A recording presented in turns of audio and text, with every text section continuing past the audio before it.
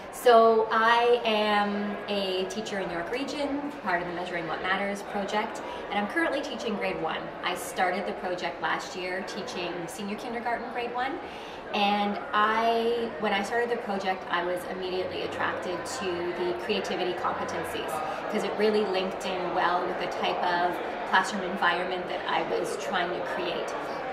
And I took a look at those creativity competencies and selected 5 or 6 that I felt spoke the most to me and would make the biggest difference. Things like children being able to think flexibly, that they could create and explore without an end goal in mind, and being able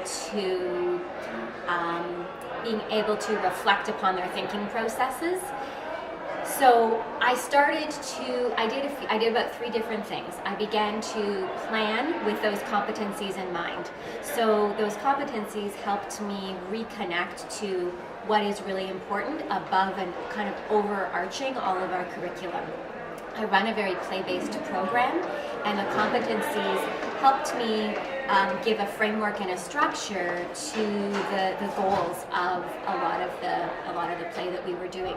The second thing that it helped me do was add in a structure of a morning meeting so that the students could sign up to share what it was they had been working on, what they had created, what they had learned. And that became a really popular time for them to share something that they had done and generated excitement within the class.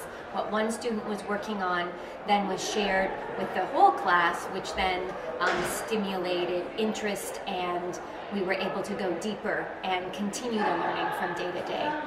The third thing that I took from it is because it was a measuring what matters is I have been building in a very consistent reflective practice. So not just thinking in my own head as I'm driving in my car about what went well, but making sure that I'm writing things down and that I'm being consistent in my reflection, asking questions as to who's engaged, who's not engaged, how long are certain interests going on in the classroom, what can I do to extend those interests so that there's that. And at that same time, along with that reflection, I'm always going back to what are the conditions. I can't say that I value these competencies if I'm not giving the students in my class the time and the opportunities in which to engage in things without an end goal in mind, for example.